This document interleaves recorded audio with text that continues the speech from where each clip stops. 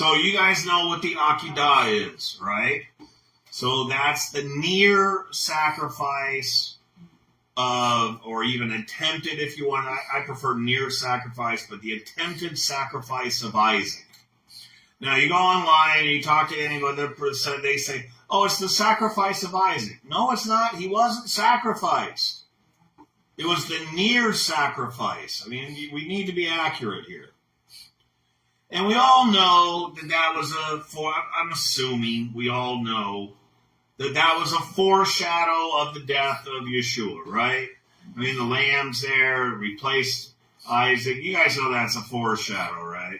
It's one of the most obvious foreshadows in the Bible, in the Tanakh, I think. Even more so than Joseph, more so than Adam, more so than Eve. And I've done teachings on the foreshadows of those people. And I kind of stay away from doing too many or too much foreshadow stuff because in the charismatic circles, they tend to take this way too far. Way too far. So I don't, every single person becomes a foreshadow. But I mean, this was pretty obvious. The Akedah, I mean, he was going to kill him, he does, and then a lamb was sacrificed for Isaac. It's pretty clear that's a foreshadow. So I want to talk about the Akedah, the near sacrifice of Yitzhak, and I want to look at it as a foreshadow of the death of Yeshua. So as you know, I'm very restrictive when it comes to these foreshadows, types, and all that sort of thing. I do not like to go too far with them. I have teachings on Adam and Eve, Isaac, Joseph, but beyond that, I'm cautious because this is an area where many teachers tend to go overboard. However, if there is a foreshadow that cannot be denied, then it should not be ignored. Okay? Over the years, other teachers, preachers, have pointed out that the Akedah is a foreshadow of Yeshua's death, which it is. But in doing so, they often miss some important details in this story. There are several elements in the text that should be pointed out, and they are not. Some of what we're going to be looking at today, I am confident that you've never heard of before. I was shocked. I was like, this has not come out. And I research. When I find a new point, I go and I try to find out, do any commentators talk about this? Does anybody online today talk about this? I do the research. Some of these points have not been observed. This will be a Torah Kitana, and I hope you enjoy it. The Akedah is one of the more emotionally charged passages in the Torah, right? What the suspense, he's going to kill. Say you've never read the Bible before, and you get to this story, and this guy's going to kill his son. That's intense. It is often presented as a simple story about faith or testing. And while those elements are present, the text itself is far more detailed and precise. Hashem does not tell Abraham to take Isaac, first of all, to just go anywhere and do this. There is a specific place. Where was that place? Mount Moriah, which is also known as Har Zion, Mount Zion, same place. It's the same place. He directs him to a specific place, a mountain in the region that would later be known as Jerusalem. This immediately grounds the event in sacred geography. The Holy Land is in the Holy Land. It is in a very specific holy place, Jerusalem. It is anchored to a location that Scripture will return to again and again and again. When dealing with covenant, sacrifice, obedience, provision, and even Yeshua's death and resurrection, it happened in Jerusalem. Long before there was a temple, Hashem marks Jerusalem as a holy place. So that's the first point we need to recognize as part of the foreshadow of Yeshua. The place. Isaac was offered in Jerusalem, and so was Yeshua. Same city. But there's much more than that.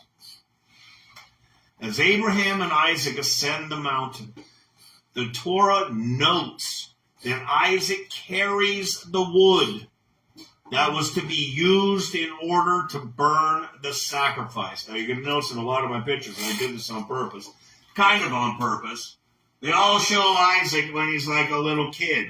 Yeah. He was in his 30s. But this is very common. So you'll see a few pictures like that. I kind of did it on purpose just to kind of show you guys everywhere you go. And I didn't make these pictures. These are pictures I got right offline.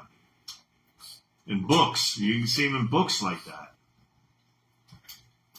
So he's carrying the wood used for the sacrifice. Without the wood, there would be no sacrifice. The wood was absolutely necessary. This detail is easy to overlook, but it's important. And we're going to find out some of this stuff near the end of the teaching. Fire does not exist without preparation. Wood must be gathered and arranged before any offering can be made. The wood is important. Abraham then lays the wood down, and he places Isaac on top of it. He's on the wood. Isaac is not merely bound. He is laid upon the very material associated with sacrifice and death. And at this moment, this is where Isaac asks a very simple, single question. He says, "Where is the lamb? Where's the lamb?" This is not the question of a child who does not understand what is happening. He's in his 30s. It's rather a question of someone who knows exactly what an offering requires and recognizes that something's missing. After this question, the Torah records something striking that nobody has noticed. There is no protest. There is no struggle. He doesn't try to get away. He's in his 30s. Abraham's an old man. He could have taken him if he wanted to. Right? He could have got away. No struggle. Very few words. There's no recorded cry. Isaac is strong enough to carry that wood uphill. Okay? Abraham is this old man. Isaac could have resisted. We don't get that from the story, do we? He's capable of resisting his elderly father, yet the text presents him as compliant. Once the moment arrives, Isaac accepts it. The silence is deliberate, and yet it's very loud. It leaves the reader with the clear impression that Isaac submits willingly. Willingly. It is obedience. The Torah then describes Abraham raising the knife. It actually talks about the knife. It mentions it. There is a blade that is involved here. Okay? Nobody ever talks about the blade. We will in a moment. Before the knife falls, Abraham then sees a ram caught in a thicket. That word is important. Thicket. In some of your translations, it'll say a bush. No, that's not right. We'll get to that in a moment as well. It's a thicket. And the ram is not trapped by its legs. It's caught by the horns. It says that. It makes these details. Throughout Scripture, horns symbolize power, authority, and strength. You might remember we talked about that in the teaching about the Antichrist. Remember the little horn rises up and it overthrows the other horns? And I said horns represent power. It's in one of Dad's teachings. So this ram is not powerless. It's got strength, but the thicket restrains it. And I'll show you something real funny here. I'll get to it. I'll get to that. I'll get back to that. So it restrains it. And you know the story. Isaac isn't killed, right? He doesn't die. But let's continue. So then Abraham then returns to the young men that are waiting for them, the servants that are waiting down at the bottom of the mountain. Remember that? It didn't happen. The second he comes down and he meets with the men. Him and the men go to Beersheba and Isaac goes back home, right? But after the near sacrifice of Isaac, right when after they go, they depart, Isaac isn't mentioned again for quite a while. It's like he disappears from the text. Okay? And then later, almost suddenly, Isaac reappears in the text alive and well. But look at the story. There's this big absence.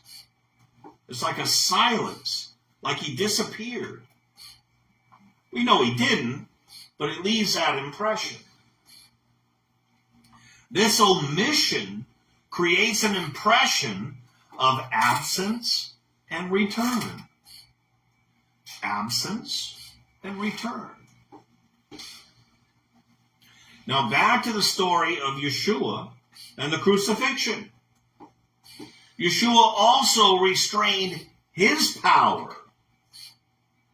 So what happened back in Genesis did not end there. We're seeing a foreshadow.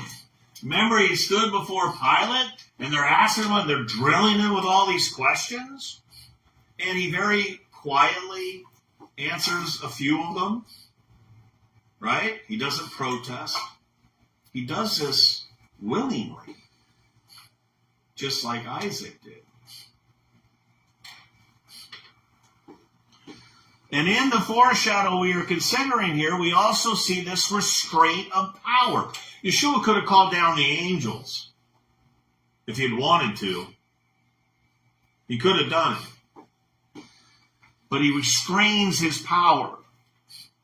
Yeshua was not weak or helpless. He could have resisted. He could have called for deliverance. But he didn't. He could have ended the suffering. He could have come down from the cross if he had wanted to. Yet he didn't. His power was restrained, kind of like the lamb, kind of like Isaac, the ram. It's blatant in the story of the Passion. Nobody doubts the fact that he restrained himself and that he could have gotten out of that if he wanted to. Nobody denies that. Not because he lacked power, but because he chose not to use it. Just like Isaac. Now let's look at the word thicket.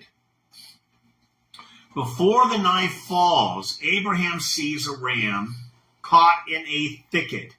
Now most of the translations say thicket, which is good. But some of them will say a bush. That's not right. The Hebrew word is savach. Samech vet chasofid. Savach. You can look this up. It's from the root samech vet chasofid. And what it does is it carries the idea of something tangled. Bless you. Interwoven. Entangling. In fact, that's what the word means. Okay? If you see something entangled, savach.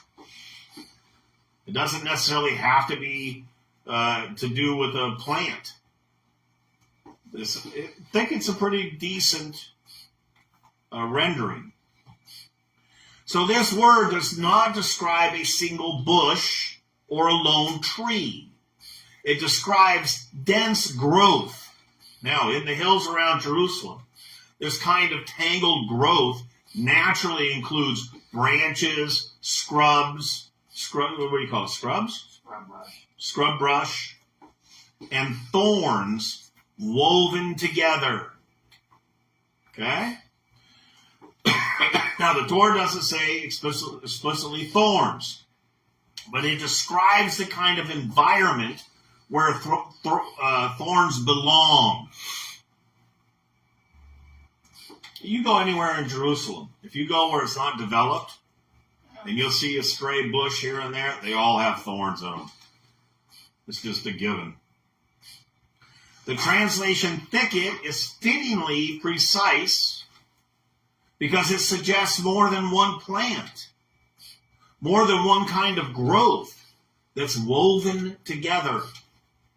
I grew up in Jerusalem. Wherever it is not developed, there are thorns. Now, I'm not saying for sure that there is a connection there between the thorns surrounding the place of the Akedah, but I will say this. When I saw the word savach, thorns, or the first thing that I thought of. It's the first thing that came to my mind. And of course, I wondered about the thorns placed on Yeshua's head. If it's not connected, if it's not implied, that's fine, because we have many other strong points here to consider. But I did think it was interesting. Now, I also want to point out the wood. Isaac was laid on wood. Yeshua was also laid on wood. Both were facing death. And in both cases, their flesh was in direct contact with the same instrument associated with sacrifice, and nobody has ever pointed this out. It is a point of similarity. And I want you to think with this foreshadow. Say you lived after the time of Isaac and the Akedah, and before the time of Yeshua, okay? And you had this idea that there were foreshadows, and you start remembering the stories you've been told. You got to realize, people think like the story was all told at the time of Moses, because he did Genesis, Exodus, all the beginnings. They knew this stuff. It was passed down from generation to generation. No one knew about Adam. Okay? Abraham knew about Noah. This stuff was all passed down. They didn't just get a sudden revelation at Sinai. Okay? So you're sitting there going, I wonder if there's a foreshadow in this. And you start looking at what happened with Isaac. Okay, there was wood there was this, there was this, there was this. You would start looking for the time of the Mashiach. And if you got down to the time around Yeshua, you start saying, well, there's wood here, there's all these things here. You could make that association. Hopefully. So we see there's a connection with the wood. Now I want to point out the blade. It's too coincidental that in the event of the Akedah and the story of Yeshua on the cross, that there was a blade present. Abraham had a blade, right? And the Roman centurion had a blade. We know that the centurion used his blade, his spear, to cut the flesh of Yeshua while he was hanging on the cross. Nobody ever brings up the blade. And then finally, we see Isaac disappear from the text. He's gone. It's very abrupt. We suspect he's not dead. We know he's not dead. But we then experience him popping up again later in the story, and he's okay. He's healthy. We see him after the hiatus where the first time it mentions him, he's at a tomb. Isaac is at a tomb. It's his mother's tomb. Right? He meets with Abraham there at Sarah's tomb. Yeshua also disappears after he dies. He's gone for days. And then all of a sudden he comes back, and where do we first see him? At the tomb. This is all too coincidental for me. Too coincidental. So likewise, after Yeshua dies, he disappears from the story. We see the disciples mourning. We see the stone sealed. Days pass in silence. And then suddenly he reappears alive and in good health and at a tomb. Because of that, reducing the story of Isaac to a foreshadow only at the point of sacrifice, I find that very shallow. There are far more connections than just that. The Akedah does not point only to the death of Yeshua, but also to his absence and his return, showing not just death, but restoration and life at the end. Right? Let's review. 1, Isaac was laid upon the wood, and Yeshua was laid on the wood. 2, Isaac was the virtually silent son. Yeshua was virtually the silent son. There was a few words that were said, but not much. 3, the willing son who restrained himself. Isaac restrained himself. Yeshua also restrained himself. 4, there was a blade involved. Isaac's dad was just about ready to come down on him with it. And an angel appeared and stopped him. So there's this blade that was involved. With Yeshua, a blade was used on him while he was hanging on the cross. 5, substitution, not cancellation. We see Yeshua sacrificed himself for us. Okay? We also see that Isaac, a lamb was replaced, not canceled. They still did the sacrifice, didn't they? So there was a sacrifice, a substitute there. So we also see that in common. 6, am I on the right number? 6, the place matters. Jerusalem. Isaac, they walked all the way to Mount Moriah. Yeshua, also in Jerusalem. Same city. The place matters. Then we see Isaac's absence in the story, and then his return. We see Yeshua's absence, and then his return. We see this restraining, Isaac restraining himself. We see the ram being restrained by its horns. Yeshua restrained himself. And then we see this connection with the thicket. It's interesting he uses that word for thicket instead of saying a bush. Because you know what? You go to every Sunday school teacher, not 100%, okay? But almost every Sunday school teacher, they say, oh, he was caught in a bush.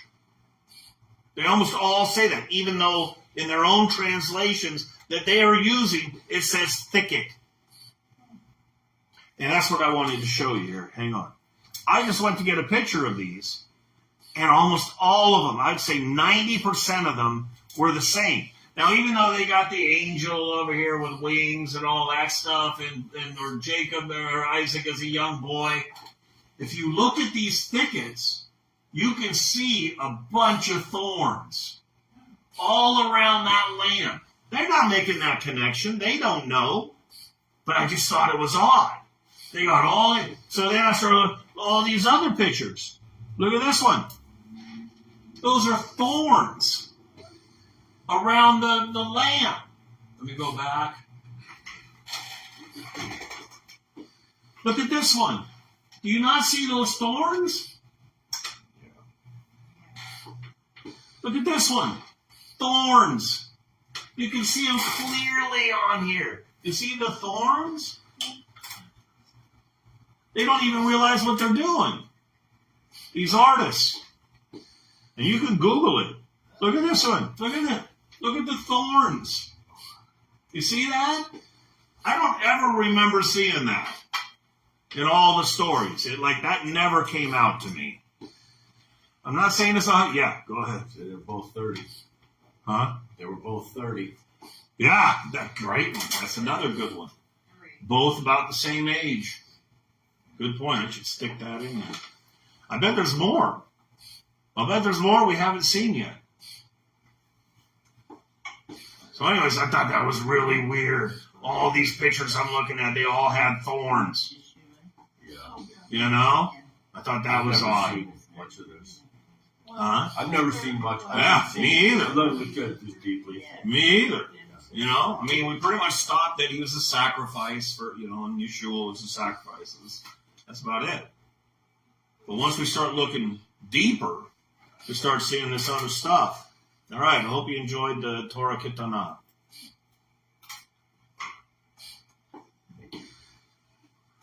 Okay, let me find it's a 2-part video. We're going to watch it all today. Here we go. I'm going to turn the thing back on probably. No, it's still going. Okay.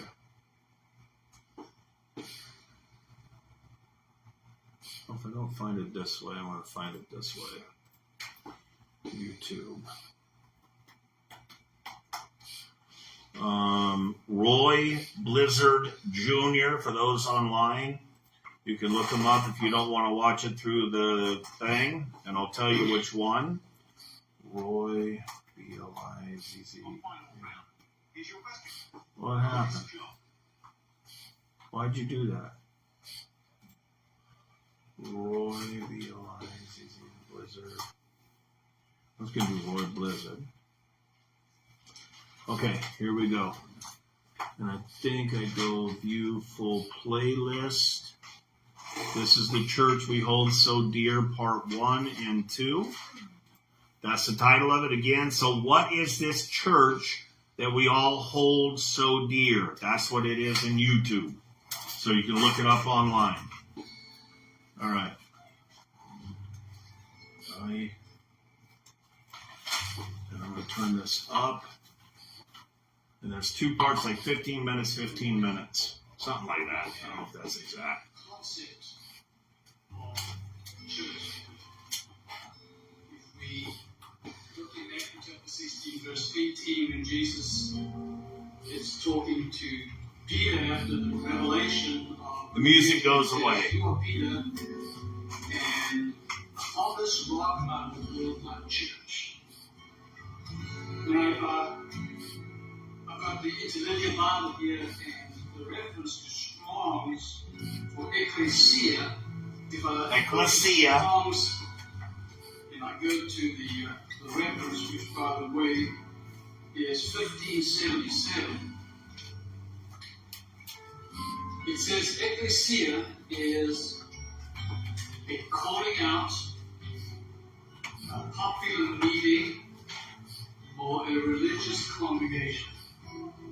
Now, how does that differ from what is in Hebrew? Well, the problem, sure, and this is a problem that everyone confronts, is that this material was not originally written in Greek. So what the Greek says is basically beside the point. If it wasn't written in Greek, what was it written? So the fact is that all of the biblical text was written in or based upon Hebrew. And even in the New Testament, you have to look at the Hebrew in order to get the correct meaning and understanding of the text, whatever that text might be. Now, that text to which you're referring is Matthew chapter 16 and verse 18, which says in English, and upon this rock, I'm going to build my church, whatever that is. Now, in Hebrew, it says, V'ani omer elecha, ki ata Petros, you're Peter, v'al hasela haveh evnei kehilati, and I'm going to build my kahal. Now, there is a question today, as a result of the founding of the Dead Sea Scrolls, whether that passage was actually kahal or whether it was not. In Hebrew, a kahal is an assembly of people or a congregation. A congregation would actually be probably a better word than assembly, as it's referring to the individuals. And a kahal is opposed to the Greek word ekklesia, and an ekklesia more means called out to an established institution, where a kahal is an assembly, a group of people. But in the Dead Sea Scrolls, an interesting thing happened. In the Dead Sea Scrolls, they found that the people at Qumran, instead of referring to a kahal, called themselves Akedah and Akedah. And it comes from the Hebrew word laha'id, or to tell. And Akedah has to do literally with a witnessing body. That this movement to which Jesus is referring is not some kind of an institution. It's not some kind of a physical building, but it's referring rather to the individuals themselves and what they are doing. That they are witnessing to his divinity, to his messiahship, and it's upon this foundation that Jesus is going to be building his witnessing body for those that are going out there to proclaim his message. So just before we go on, we actually have proof that Matthew is originally written in Hebrew. Yes. I think people had questioned whether the Gospels are written in Hebrew, Aramaic, or whether they were written in Greek. But we actually have proof. I mean, we have an old Hebrew script of Matthew, the Shem Tov script, which is old. But we also have proof of the founding fathers who talk about Matthew was originally written in Hebrew. Yes. So, just so people can understand, we do have proof that this material is Hebrew. Yes, all of the early church fathers, Papias, Irenaeus, Eusebius, all refer to the original Hebrew gospel of Matthew. The interesting thing about it is, you remember Jerome, who translated the biblical text into Latin, about 400 of the present era. He did his translation at Bethlehem. I've been in the little cell where he worked on his translation. And Jerome, in 400 of the present era, said that there was still an original copy of the Hebrew text of Matthew in the library that had been religiously assembled by one Pamphilus at Caesarea in his day. Wow. Which means by 400 years after the time of Jesus, there were still manuscripts of Matthew that were originally written in Hebrew that were in the library at Caesarea. So, what happened? We have a church emerging in the first century, and we know they were Jews originally, and you can go into that for us. But what happened that we moved from the witnessing body to what we have as we look around the church today? Well, It's a long story. And it's actually a disturbing story to a degree, one which most people,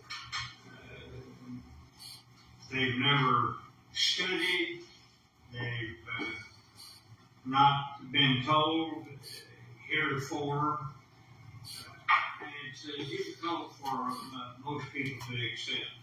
But what happened in the first century, following the day of Pentecost, those who accepted Jesus as Messiah were all Jews. There were no non-Jews that were admitted into the fellowship of the Ma'aminim, as they call themselves. Ma'amin is simply a believer. And they didn't call themselves Christians or some other term. They called themselves Ma'aminim, and they used that term for many centuries, as a matter of fact, in referring to themselves. And there were no non-Jews that were admitted into that particular fellowship until AD 40. And 40 of the present era, 10 years after the crucifixion, something interesting happened. You have at Caesarea the conversion of the household of Cornelius. Right. And you remember Cornelius had been a friend of the Jews and had contributed to the synagogue, and they accepted him into the fellowship of the Ma'aminim, of the believers. But as years pass, by AD 90, there are so many non-Jews that have accepted Jesus as the Messiah that they're beginning to pose a problem for the Jews. And so they decide that they're going to have to do something. And what they do is interesting. They appoint a rabbi by the name of Shimon Hakatan, or Little Simon, to come in and do something. And he does something interesting. In the daily ritual prayers performed by the Jews, that even until today, actually called the Shemoni Esrei, or the 18 oral prayers, he institutes a 19th prayer, which is a curse against the Minim, as they were called by the Jews. And Minim means the sectarian. And so they pronounce a curse against the sectarians, hoping that it would drive them out of the synagogue. But it doesn't accomplish its desired purpose for one reason, and that is that the prayer was recited orally. And the people stood up and recited the prayer, and they recited it to themselves, and they could be going along and saying one thing, and then it got to that, just ignore it, and never did ever accomplish its desired purpose. So it was recited silently, right? That's right. So Just to clarify, this is also the Amidah. Amidah. Yes. Yes, the Amidah. Okay. Now, as a result, by AD 90, as I mentioned, there are more believing Jews, or believers, in the synagogue than there are Jews. And according to some authorities, such as Shlomo Penis, who writes just within the last 40, 50 years about the circumstance, says that these believing Jews, or believers, I shouldn't say believing Jews, I should say non-Jews who believe in Jesus as the Messiah. These organizations were witnessing bodies, or we would refer to them as churches, although that's a misnomer. They existed well into the 4th century of the present era. Right. And most of them who follow Jesus that are non-Jews refer to themselves simply as believers. Ma'aminin. Now what happens, in answer to your question, about 300 of the present era, the emperor of Rome, a man by the name of Constantine, happens to see a vision that he believes has come to him from God, that he's chosen as the special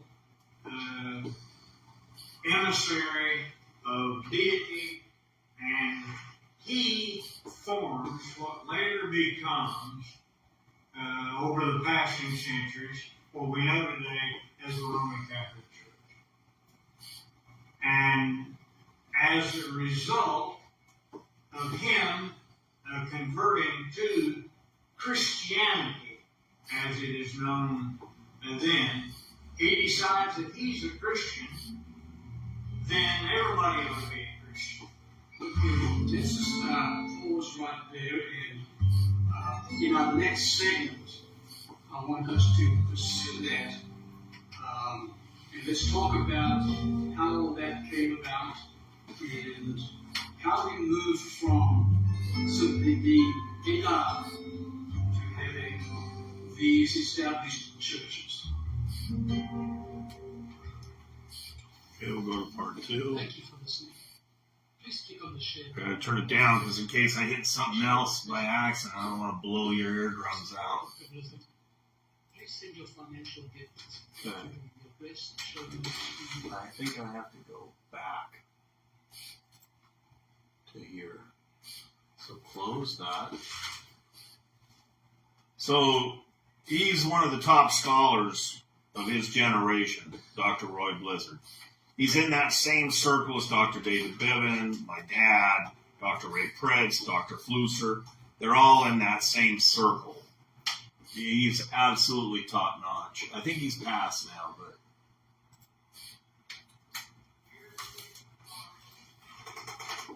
These things which we submit to you for your consideration. This is one of the most important statements. One of the most let me start important. over. It's all right.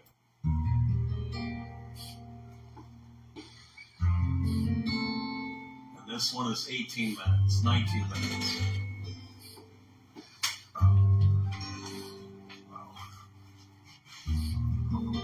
Well, we're talking about the church, and in the last segment, we ended off in the 4th century with the Roman Emperor Constantine, and him becoming a Christian and wanting to convert the whole Roman Empire. We know what that was.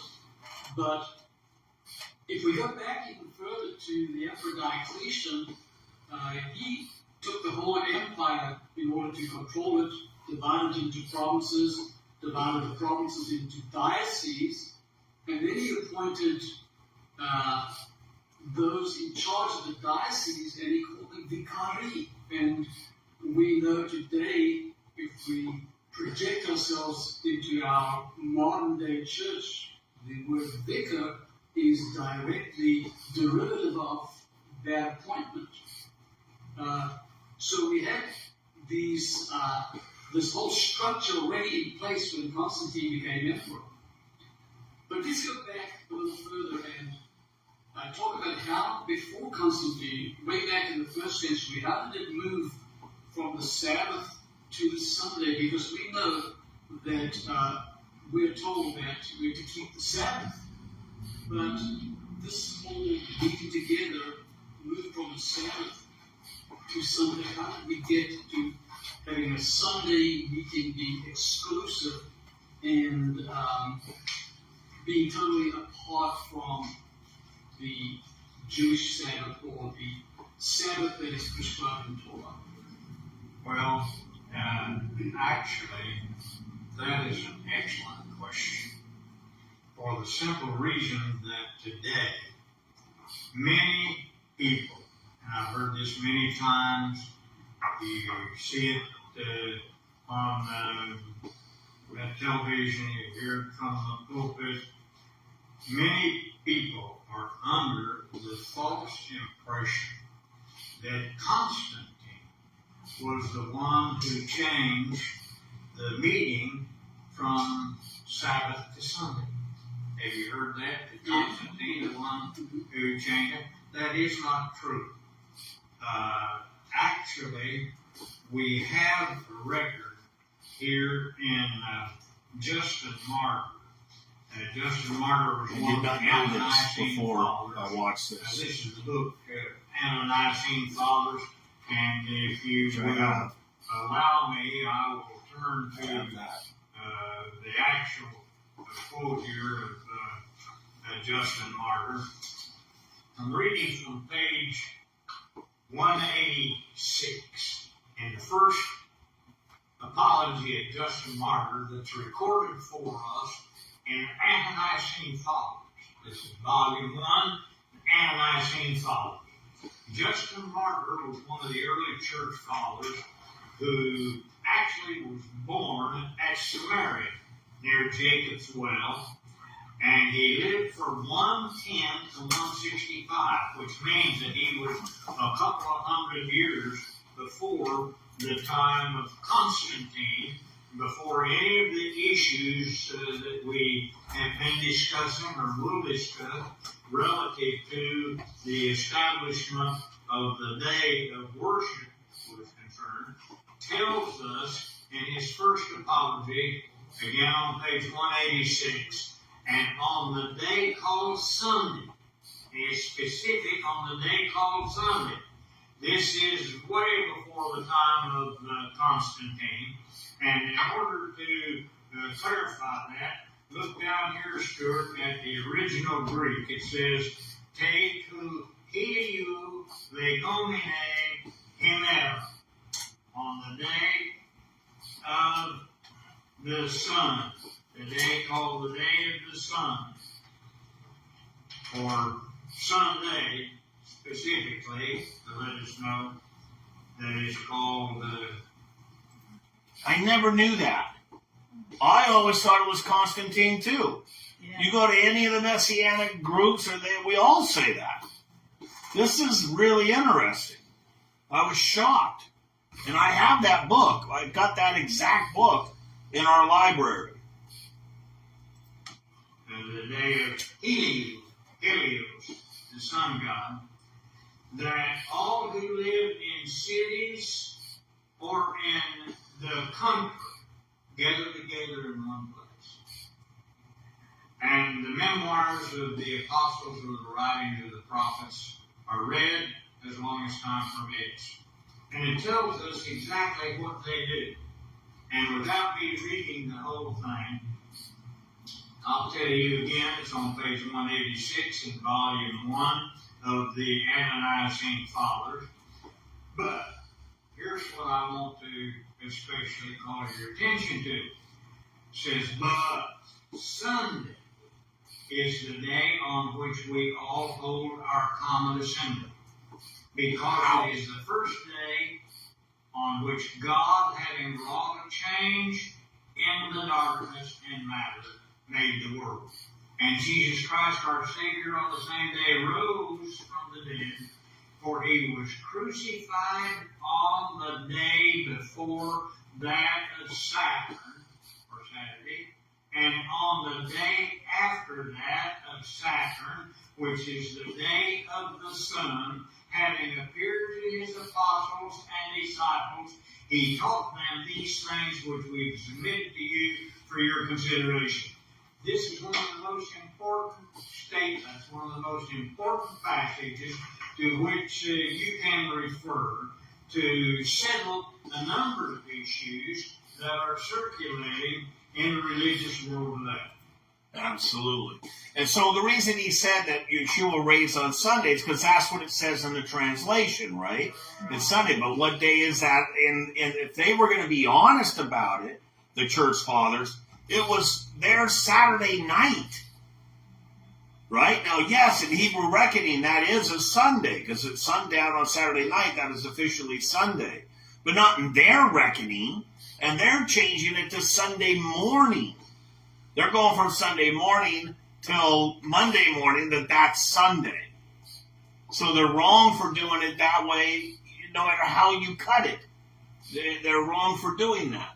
And this is brilliant. I mean, I didn't even know that part was in there. That yes.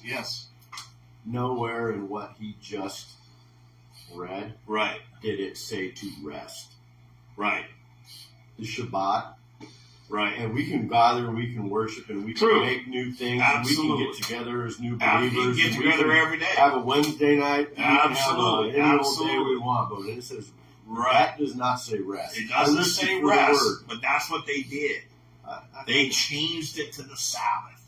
Well, they might have added another day, but I personally think that it was in the 400s that they condemned the Jews, Jewish believers, for gathering and restricted them and killed Okay. them and burned their books and Gotcha. did everything. You know, I mean, like, Yeah. that doesn't mean that that doesn't mean they changed it.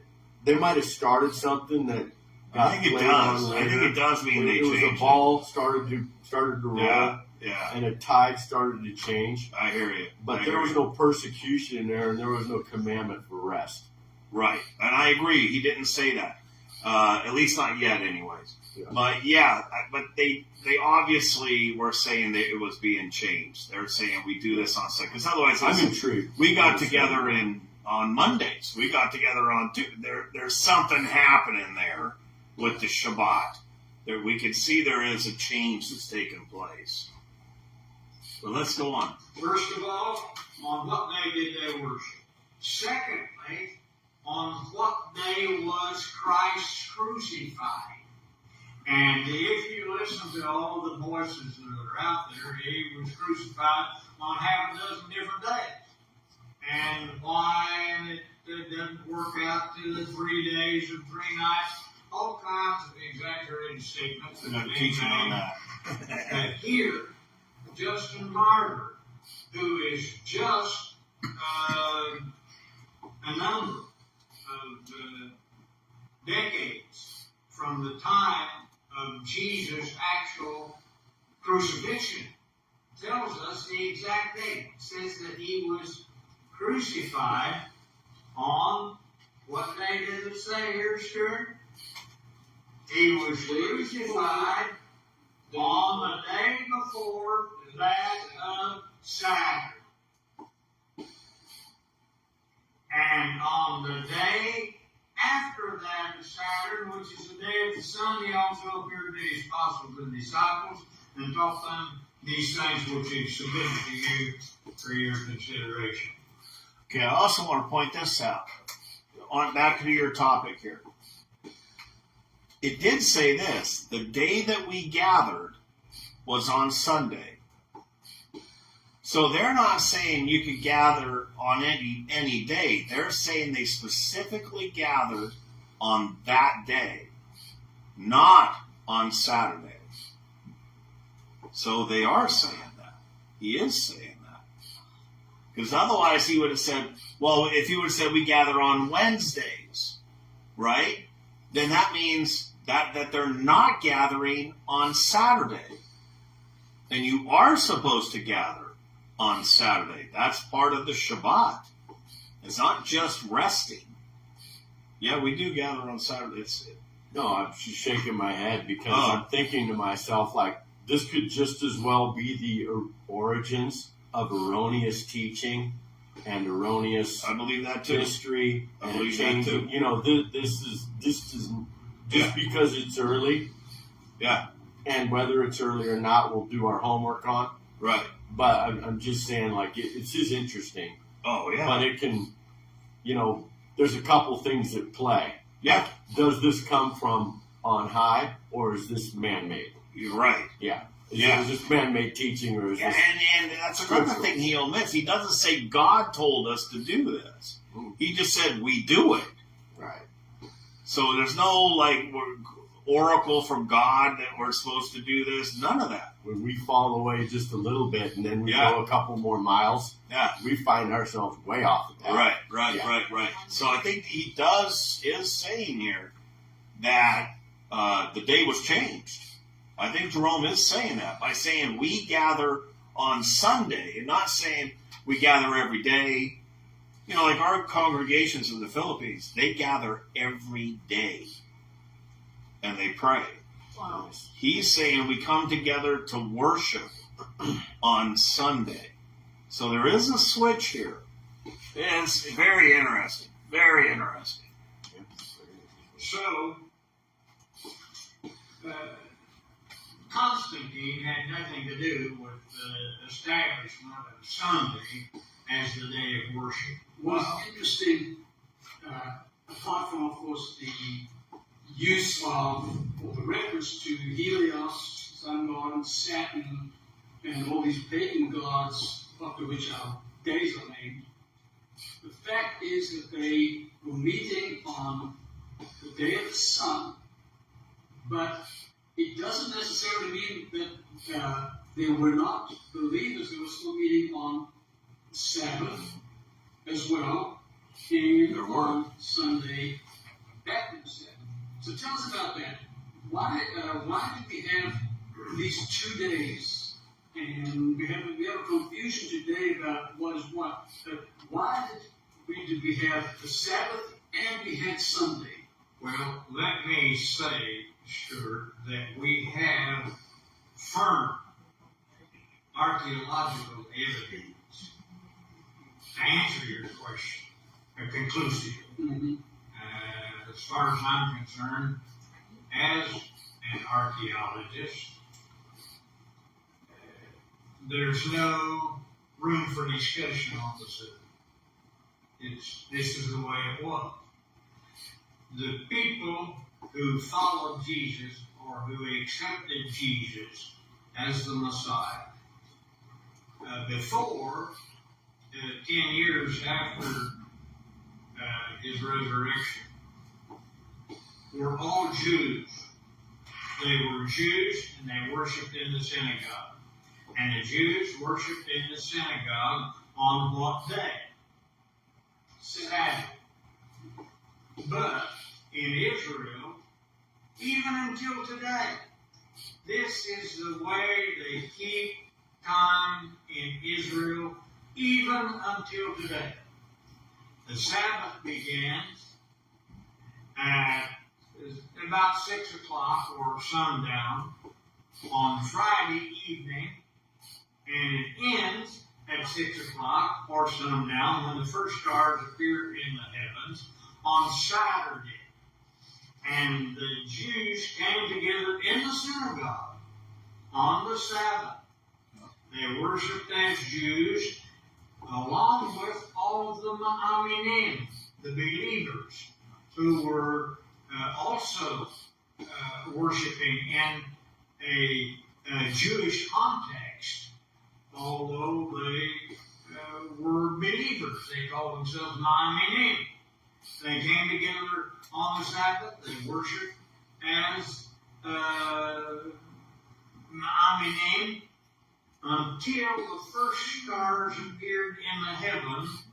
Okay, so I don't want you to confuse the word manim with ma'anim. Ma'amanim. They're two different words. Manim means apostates, or as he said, sectarians, which is basically the same thing in that language back then. There's even countries today, if you say you're a sectarian, they think that you're in a cult. But I don't want you, and the other one is believers. They're two different words. So they sound very similar, but they're two different words. One is what they called themselves. The other is what other people called us. Right? On the Sabbath evening. And then they came together, the Ma'aminim, the believers, came together in a separate place for what they call the Lord's Supper. The Lord's Supper, as we know from the New Testament, or some call it communion, but they come together to celebrate the crucifixion and the death of Jesus and his shed blood. So that's what you read right out of Justin Martyr's apology. A summary of what they were doing on Sunday, correct? Yeah, yes. Gathering together for communion, for the apostles' doctrine, and distributing. It's right. Yeah. So we're talking about now down in time, not the original disciples. They didn't do communion every week. But down in time, the Catholics did that. They started doing it every week, calling it Mass, right? On page 186, the whole class. So, But we had found, in archaeological context, because that was my next question. and we have excavated a domus ecclesiae, or a meeting place for those Ma'aminim, who, after the first stars appeared in the heavens, would excuse themselves, and they would go probably, I would say, 50 to 75 yards, not much farther, and to another place, a separate place apart from the synagogue, that we have discovered at Capernaum. And it was probably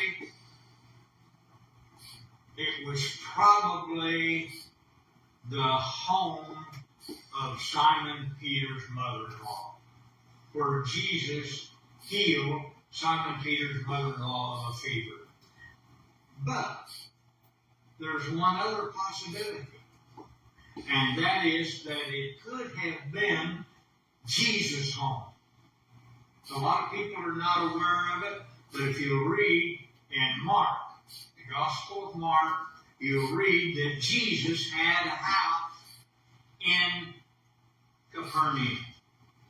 And so, in all probability, they gathered into the home where Jesus stayed, where he lived, that was considered his home, and they came together for the Lord's Supper as Ma'aminim. And that was a practice that continued.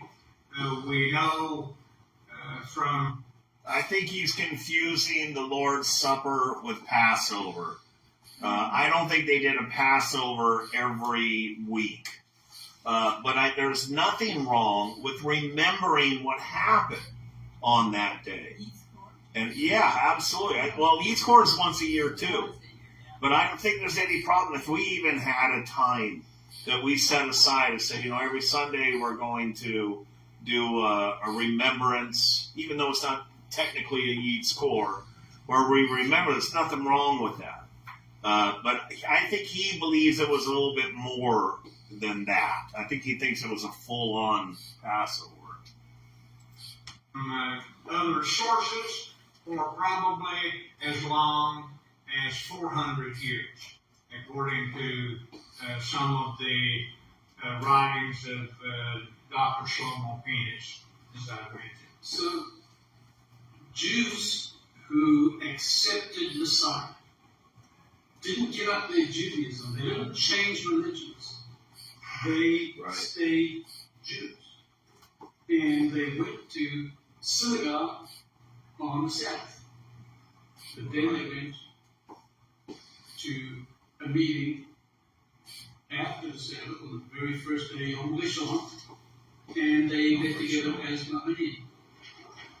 I've got an interesting story to tell you in this regard that you'll not find written down anywhere, because it relates to something we discovered in our archaeological excavations at Tel Kasila.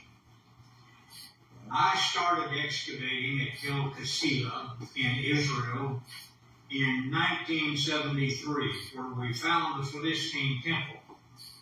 And I was the co-director of the excavation for quite a number of seasons, along with some of my students from the university. The director of the excavations was Dr. Akedah, who is and was for a number of years a professor of archaeology at the Hebrew University. But along the slope of the Tel, on the west side of the Tel, we found some Roman tombs that dated from about 325 of the present era. That would be almost 300 years after the time of Jesus. And right in the time of Constantine. Yes. And one of the tombs had an inscription on the edge of the sarcophagus, or the coffin, which is not in place, and it was in Greek. From 325 in Greek, and it said, He mini anianu oikos ionius. And the interesting thing is that there's not any word mini in Greek. In classical Greek, you can try to look it up and find it, you won't find it. Because it was transliteration of the Hebrew ma'amin. The ma'amin, the meaning, the ma'amin, the believer, anianu, dwells in eternity, or his eternal dwelling, which means that as late as 300 years after the first century, they're still the believers referring to themselves as believers and not as Christians.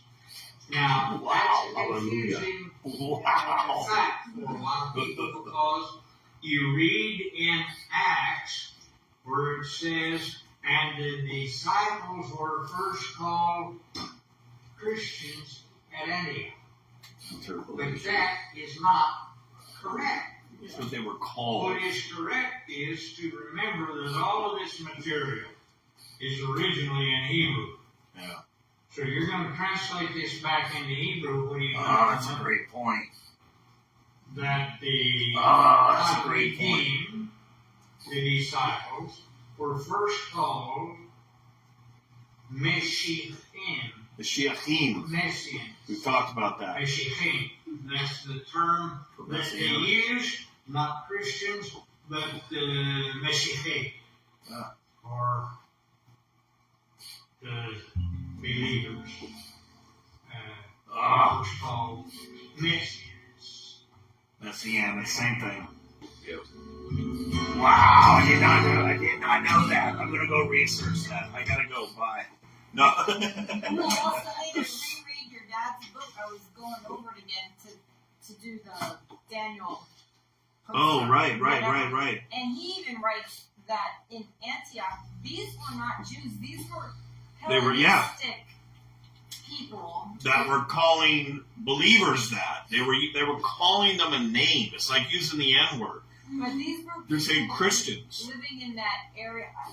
I forget how, but it wasn't Jews. It was Right. people who had converted. They were disciples of Jews, of the two of the disciples, and they were non-Jews that were becoming Jews. They were calling them that, not the disciples. Right. Because what would you have called the disciples? Jews.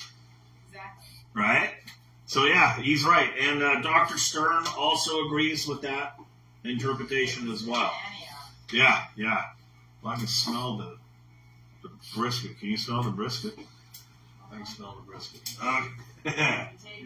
Good stuff. A lot of good stuff to look up and to kind of dig deeper into.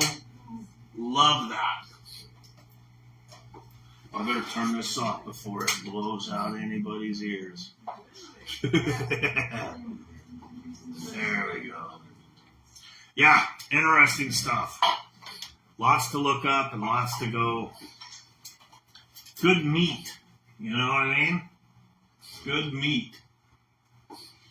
And I haven't seen that last part yet. I've watched most of that second part, but not maybe half of the second part, but not all of it.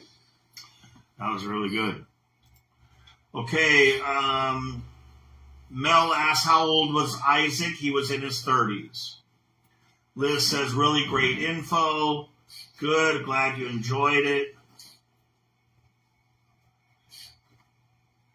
I wanted to buy plastic eggs. Oh, that's about the chickens. Okay. All right, good. Let's turn the light back on. Oops, I can really smell that brisket. Okay.